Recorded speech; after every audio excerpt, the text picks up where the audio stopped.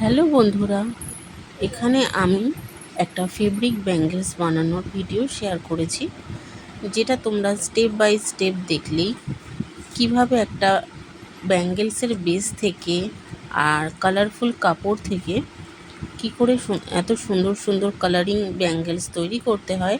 প্রত্যেকটা step follow করলে তোমরা কিন্তু নিজেরাই বানিয়ে নিতে পারবে।